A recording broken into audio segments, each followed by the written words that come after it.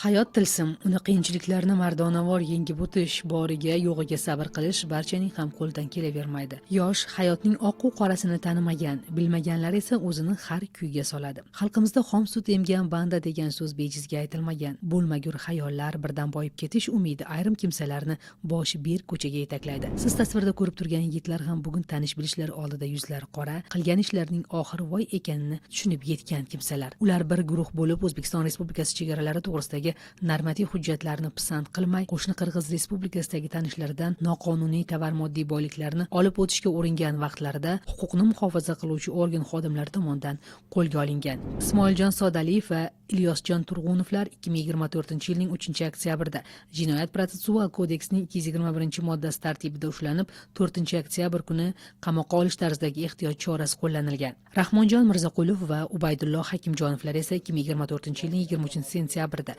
Jinoyat protsessual kodeksining 221-moddasi tartibida ushlanib, 24-sentyabr kuni qamoqqa olish tarzidagi ehtiyot chorasi qo'llanilgan. Yangiqo'rg'onlik Ismoiljon Sodaliyev qirg'izistonlik tanishi bilan oldindan til biriktirib, yuqoridagi Turg'unov, Mirzaqulov, Hakimjonovlarning jinoyatiga moddiy manfaatdorlik evaziga jalb qiladi. Bir guruh bo'lib 2024-yil 22-sentyabr kuni soat 14:30 larda Yangiqo'rg'on tumani Zargent mahallasidagi o'zbek-qirg'iz davlat chegarasining sim to'sig'i ostidan qirg'izistonlik shaxslar tomonidan olib kelingan qoplardagi 449 dona qiymati 3 milliard so'mlik ko'p miqdordagi iPhone rusumli telefon apparati va 21 million so'mlik dori vositalarini qabul qilib oladilar. Sodaliyev tanishlari Turg'unov, Hakimjonov va Mirzaqulovlar bilan birgalikda ushbu tovar moddiy boyliklarni soydagi truba ichidan o'tkazib, avtomobil yo'liga yetkazish uchun soy yo'li bo'ylab tashib ketayotgan vaqtida harbiy qism chegarachilar tomonidan ushlanadi. Tekshiruv davomida dori vositalari davlat ro'yxatidan o'tgani, biroq muvofiqlik sertifikati rasmiylashtirilmagani ma'lum bo'lgan. Olib borilgan o'rganishlarda jinoyatchilarning xatti-harakatlari jazosiz qolmadi.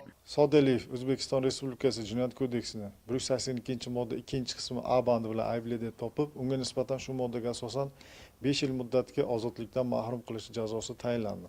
Turg'unov, Mirzaqulov, Hakimjonovlarga nisbatan O'zbekiston Respublikasi Jinoyat kodeksining 28 orqali 182-modda 2-qismi A bandi bilan Jinoyat kodeksi 57-moddasini qo'llab 3 yil 6 oy muddatga ozodlikdan mahrum qilish jazosi tayinlandi. Sudlanuvchilarga nisbatan tayinlangan jazo umumiy tartibli koloniyada o'tashtirish belgilanib, ehtiyot chorasi aslicha qamoqda qoldirildi.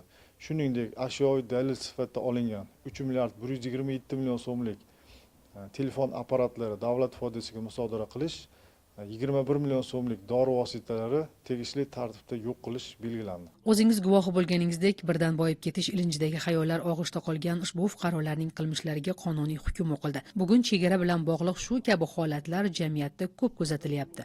Nahotki ayrimlar bu yo'lning oxiri yo'qligini bilishmasa yoki pisand etishmasa, xalqimiz tuyani shamol uchirsa, echkini osmonda ko'r deb bejizga aytmagan, ammo jinoyat yo'lidagi ko'r-ko'rona qilingan hamkorlikning oxiri nadomatdir.